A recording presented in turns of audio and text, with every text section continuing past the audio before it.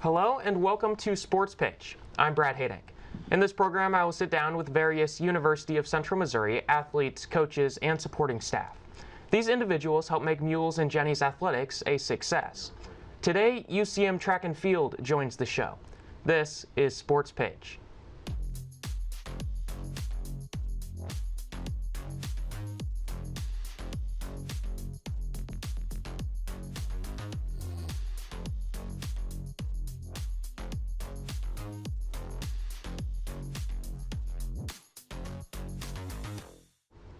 Our first guest today is UCM Track and Field head coach Kevin Paterson, who is in his second season as head coach.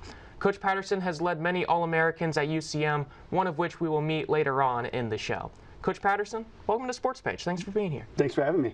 And I know indoor track season just finished, track and field season at the NCAA D2 Indoor Championships. That was on March 14th.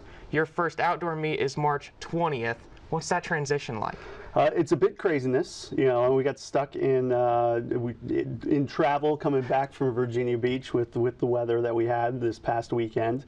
So it's a quick pivot, you know. So obviously our athletes that competed, a few of them will compete this weekend. Grizell, who you'll talk to, she's off this weekend, a well-deserved meet off. But I'm always excited to get back to work, and we should have some great weather. I love outdoor season, so I'm just excited to get back to work. And talk about Grizell at those indoor championships. 2 first-team All-American finishes, 3 athletes ended up with first-team All-American honors. Just what was the performance from your squad like? We competed great. I love that track at Virginia Beach. I've had a lot of success there. I knew Grizell was ready, and the athletes that we traveled there. So super excited about just the progress that we're making as a program. I mean, countless school records. We've had athletes, you know, make their way into the top 10, top 15 all time in Division II this year. So really excited that we were able to compete at a high level and chase some All-American awards. And you keep adding All-American honors to your resume with athletes who compete under you. You had 22 at Benedictine, 58, excuse me, at Lenore-Rhine. I'm sure many more. What does it take, as a coach point of view, for an All-American honor to take place? It takes discipline. It takes discipline and confidence. I think those are the 2 biggest things.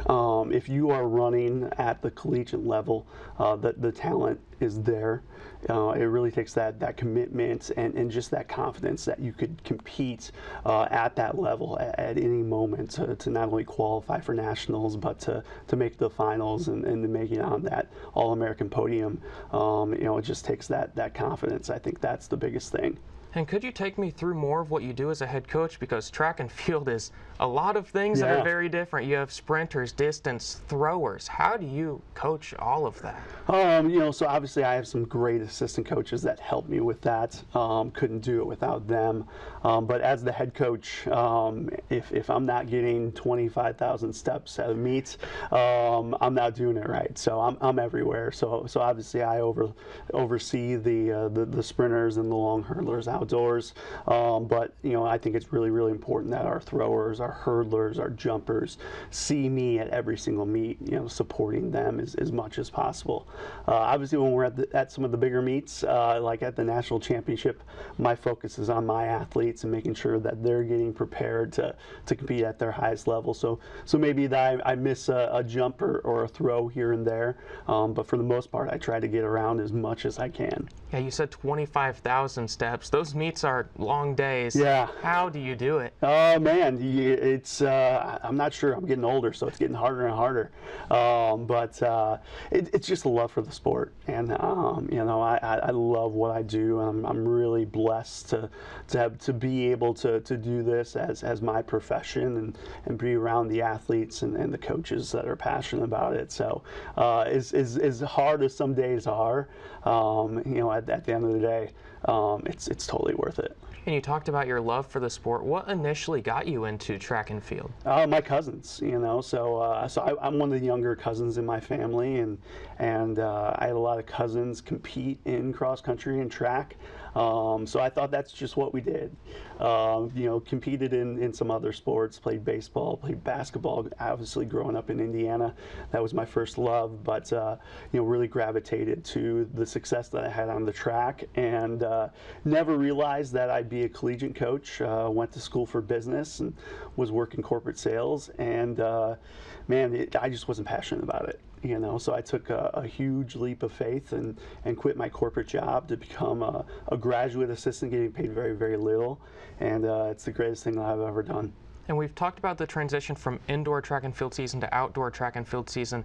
Outside of the obvious, now everything's outside than inside. Yeah. What are some key differences that you see in the two seasons? Yeah, so obviously we're definitely built for outdoors. We have some really talented sprinters, so I expect our 4x1s to be really, really good this year and chase for the podium finish on both the men's and women's side. And we're also a very good school in javelin. We returned 3 All-Americans on the women's side, so excited about that. So there's a lot the same, but there's a lot different when it comes to events, in terms of the throws, in terms of some of the relays and things like that. So obviously we love indoors. We're always looking to win championships indoors, but our focus is always outdoors and really finishing strong and hopefully have 2 top 10 finishes come outdoor. And one of the things I've really learned about track and field is that it's a lot about technique. You could look out there and say, the strongest person's going to win the shot put. That's not exactly true. Yeah. Same with running. Could you talk about that technical side of the sport? Yeah, it's the little details. It's connecting a throw at the right time. It's finishing strong in a sprint, and making sure that we get a good block start and things like that. So those are things that we're working on year round. I think it's really, really important. My philosophy as a sprints coach is to really focus on max velocity year round and trying to get into blocks and doing those technical things early on in the season. So we can kind of continue to gain confidence, and I think that's what kind of helps us have some of that success. You're talking about working on things year-round. I know you go straight from indoor to outdoor season. When did indoor season start for all of you? September 1st is our first unofficial practice. So those are our non-traditional days where we're really getting into the weight room and doing some longer stuff, kind of some conditioning. The kids definitely not their favorite time of the year, doing some things that we don't necessarily do in the season, but kind of getting them ready for such a long season. We had our first meet in December. We just finished up last weekend, and then obviously we roll right into outdoor season. So we have to be really, really conditioned. We have to make sure that we're doing the little things, keeping our student athletes healthy, and that goes into really rehab, and having a great relationship with our athletic training staff. Our strength staff does an amazing job to make sure that we keep our athletes healthy for a long season. And you talked about that conditioning. I know you have many track and field athletes on your team. Yeah. How do you do practice? It's kind of a controlled chaos. It's 3-ring circus, really. Yesterday, I had 3 workouts going on at the same time. So again, when I get my steps on at the track meets, I'm getting it during practice as well, and trying to be everywhere all at once. But again, it goes to my assistant coaches. So obviously, as we're sprinting on the track, our throwers are throwing, our jumpers are jumping, and working with those event groups and event coaches. And looking at a typical track and field event, like a matched meet day, I guess is what it would be called. There's a lot of things that go on. You've talked about it. So someone could run one event, have a few hours off before another. How do they stay prepared for that next event? So it's really just kind of working with that athlete, telling them when they need to be warming up, when they need to be resting. I think that's an important thing. Fueling is really, really important as well, making sure that, hey, you compete at 12, maybe we don't eat lunch until after that first event, and making sure that they're ready for a long meet. Our meets, start at 10 o'clock some events, and the 4x4 might not go off until 8 o'clock, so we're looking at 10-hour plus competitions. So making sure that we're doing all those things. We're lucky that we we travel with our athletic trainer. So if anything, needs to be stretched or anything like that, she does an incredible job of making sure that our athletes stay ready. You've talked about fueling up. I know back in high school, our track and field team had a pasta party the night before. Yeah. Is there a lot of truth to that? Yeah, there's a little truth with that. It's more kind of team bonding with the pasta party. Eating pasta the night before the meet might not be the best thing. Keeps you a little heavy in the morning. But eating pasta and having a really good diet throughout the week is going to be really, really important to being successful on meet day. And this may be a personal question from me, but I think the viewers at home may take something from it. My mile time right now is about 9 minutes. Okay. I'll admit it. Okay. And when I'm done, I'm dead tired. How do I improve? Consistency. It's getting a little bit faster. So obviously, my philosophy is we sprint fast. We're definitely a quality over quantity program on my event side. So the way that we run faster in the 60 is to run even faster in the 30 and extending those things. So, if you want to get faster in that mile, we need to be doing 200, 400 repeats at faster than 9 mile pace, and that'll help kind of extend that that endurance that you'll need to run faster times. Yeah, it does sound like a lot of hard work, that's for sure. Is there something that you want people to know about track and field? Because I know these athletes are going from September to late May. We just talked about how it's consistency. Absolutely. I'm going to have to run a mile every day if I want to get better. Absolutely. Is there something people don't know about track and field that you want them to know? Just that, track and field on any given campus here in the United States, in the NCAA, it's some of the best athletes on campus. I've been lucky enough to coach some really, really fast, individuals in the 100 meters. And we practice with our football team, both, here at UCM and where I was at Lenore-Rhine and Benedictine. And I always have those running backs. Coach, I want to come out. I'm like, you're not fast enough for track. Track speed and football speed is completely different. So that's something that is some of the best athletes in NCAA live in the track and field world. There's a quote that I found about you from Coach Brandon Masters from Northwest Missouri State, and part of the quote said, KP, talking about you, is a great coach but an even better person. How important is that character side on your team? I think it's important. I want to have those relationships with my student athletes. I want to have that trust with them. So consistency in the way that I treat my athletes is really, really important as well. It's important for me to joke around. For me, that's really, really important. I want to have fun. I want practice. I want them to come to practice every single day, even when it's a difficult workout. But they enjoy being around the coaches, being around their teammates. I think that's really, really important, and that's what makes this sport so unique. I think Coach Masters is at Northwest. He's one of my good friends. Some other sports, you don't always see that. You don't always see the football coaches being best friends. You see them kind of yelling at each other across the sidelines.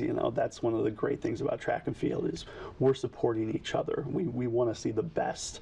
Obviously we want to win, but we're always rooting for our conference opponents and making sure that that MIAA is represented really, really well at the national meets. Well, Coach, it's about time for us to take a break, but I really appreciate your time today. Yeah, thanks for having me. That was Coach Kevin Paterson from UCM Track and Field. We are going to take a quick break. UCM sprinter Grizell Scarlett joins us right after this. Welcome back to Sportspage. In this next segment, we are joined by UCM sprinter Grizell Scarlett. Grizell is a junior who secured 2 first-team All-American accolades in the indoor track season. Grizell, welcome to Sportspage. Thanks for joining us. Thank you for having me. So talking about those All-American accolades, you finished second in the nation in the NCAA Division II Indoor Championships. It was in the 60-meter and 200-meter dashes. Could you tell us a little bit about your experiences there in Virginia Beach? I would say it was a wonderful experience, also a learning experience. I had an indoor season my freshman year. It was at Pitt State, and it was just a shocking experience. Like, I finished 9th. I didn't make the finals. So I knew what it was like going to Virginia Beach. But this time around, I had a different coaching staff behind me, so I knew that I was ready and I was prepared for what was going to take place at Virginia Beach. Yeah, and those second place finishes earned you 2 first-team All-American honors. I mean, what does it mean to you to be a 2-time All-American now? I'm really happy, but first I could say that those trophies are really heavy, so holding both I couldn't manage. I had to give the coaches, but it was a big accomplishment for me. Like, that was something that I wanted to do coming here because I have never done it before, and I'm a junior, so I did my freshman and sophomore season before, and I didn't accomplish that. But this year feeling was really good for me. And you've really thrived in the 60-meter and 200-meter dashes. You now hold the UCM school record in both of those events. Could you take me through what's it taken behind the scenes that nobody's seen to get to this point? First of all, I don't like the 200, so my preparation for that was really hard. In practice, I had to be doing like a little over distance, so I did a time trial, 400 meter. I hated that. I did 300 meter practice. I think I did like 300. Was really hard, but I knew I had to push through because at the end of the day I wanted to be on that podium for the 200. My coach loved the 200, so he's always pushing me to do well in the 200, but I love the 100, and I'll think I love the 60 indoor. Yeah.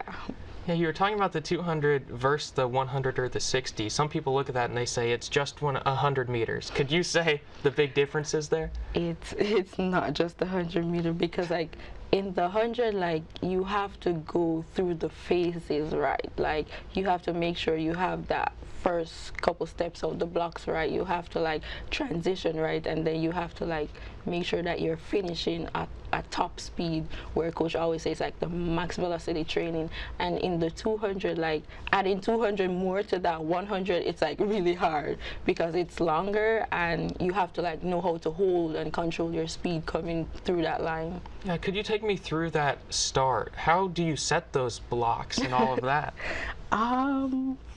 I would say like you have to like measure from the line, because like you have to make sure that your hands and feet are behind the line, so you measure from the line. And like for me, my right foot is at the back and my left foot is at the front, so it's like 2 steps from the line for my left foot and then 3 steps from the line for my right foot. So going into a competition, like that's one of the things that you have to make sure that you remember, because sometimes it can be like a misstep if you don't set your blocks right. So you will have that big push coming out off the blocks if you don't do it right. And I'm sure shoes are a very important thing for track and field. Personally, I don't run that much, but I'm still a little picky when I look at my shoes. How do you choose what shoes you're going to wear? Well, in college you don't have a choice. It's like the shoes that's given to you by the coaches. But I know that they try their best to get like the very most comfortable shoes, so I would say like we just work with what we get. But for the sprinting spikes, like I work with what feels right for me, because I've tried many different ones and then I stick to the one that I like. And earlier this season you ran 7.25 seconds in the 60-meter dash. That was the fastest time in all of Division II this season. How does it feel to have that to your name? You know, you ran the fastest in Division II.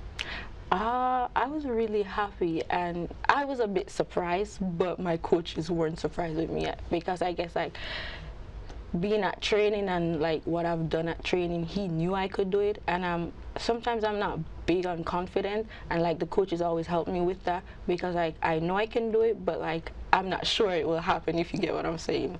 Yeah, so it was a really amazing feeling to see that I became the #1 person in D2 in the 60, and that's what I'm going with outdoor, to be #1 once again. You've talked a lot about your coaches. Is that a big reason why you transferred here to UCM? Yes, it was. Coaches and athletic trainers was one of the big reasons I transferred. And we've talked about the transition from indoor to outdoor season. Could you take me through some of the big differences that you see going into the outdoor track now? I would say like the preparation will be a bit different. Like we normally do a lot of short distances or more short max velocity.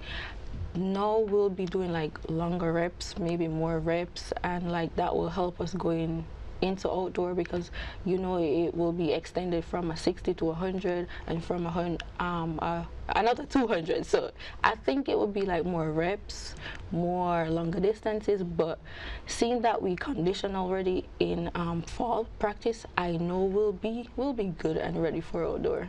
And I know you're a sprinter, which is very different from distance running. I don't know if everyone understands that. But do you ever go run distance for fun? No, and I will never. No. So then what initially got you into track and field? Just the sprints? You're just a big fan? I'm from Jamaica, also known as a spring factory. So being younger or going to school back then, when it was time for the Olympics or the World Championship, I will always be watching. And seeing Jamaica out there and all those females, Shelley and Fraser Price and Lynn Thompson, watching them, I'll always say like, I want to be like them, or I want to be on the TV representing my country. So that was like a big inspiration for me. That's why I really started track and field. Yeah, then what does the preparation look like to try to get to that point? It's very, very hard. Like, it's a blood, sweat, and tears. Like, to be an elite athlete, it's like going harder, pushing more, being disciplined, being consistent. It's a lot.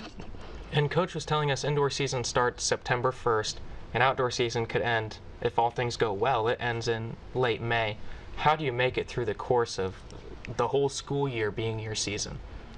I would say it's being disciplined, like get my sleep in, always going to the athletic trainers to like make sure that my body is feeling at its best. It's eating right, it's like getting all those vitamins in. It's just, I would say the biggest thing is like taking my rest when it's needed, because sometimes you do feel when the body's breaking down and you have to take that time out to like fuel back up the energy and be ready to go again.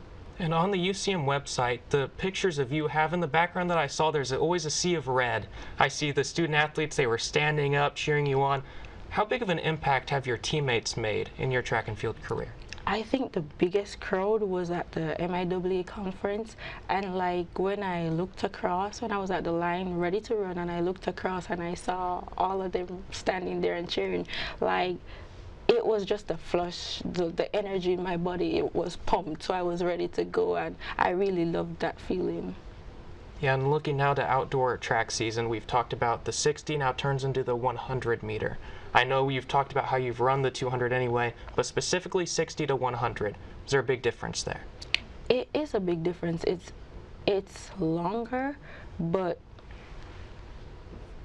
it's like the same technical stuff that you'll do in the 60, you'll carry it across to the 100, and based on the training that I've done, I know that I'm ready for the 100. So it's a difference, but if you really look into it, it's not much of a difference.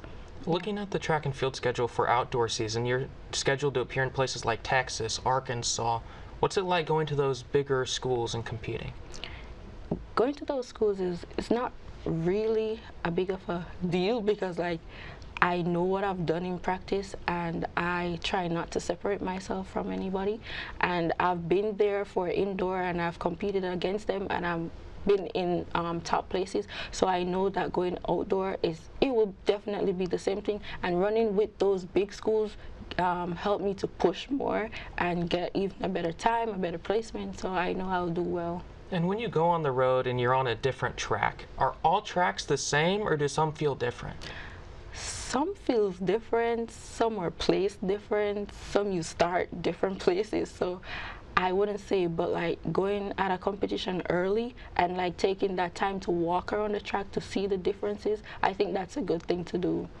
And then especially in outdoor track season, how do other factors affect how you run? Like I can imagine if you're running into the wind, that feels a lot different than if the wind's to your back. Could you talk about those elements on the outdoor side? Yeah.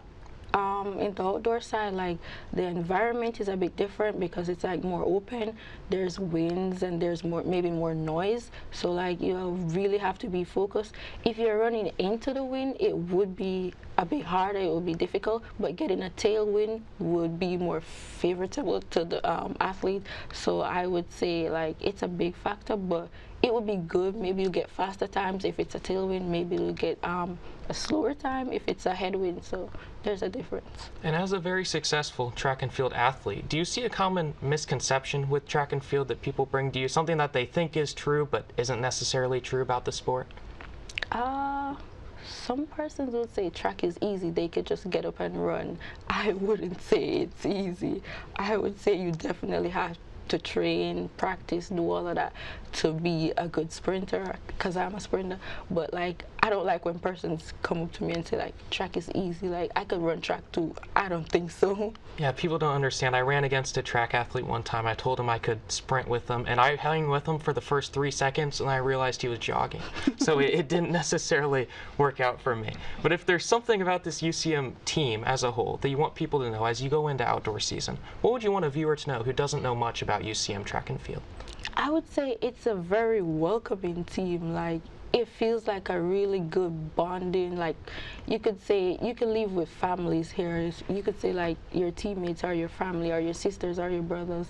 Like, it's a really nice team. Well, Grizell, we're about out of time, so thank you for joining us today. Thank you for having me. That's all of the time we have for this episode. I'd like to thank our guests, Coach Kevin Paterson and Grizell Scarlett, for joining me today. My name is Brad Hadank, and thank you for tuning in to Sports Page.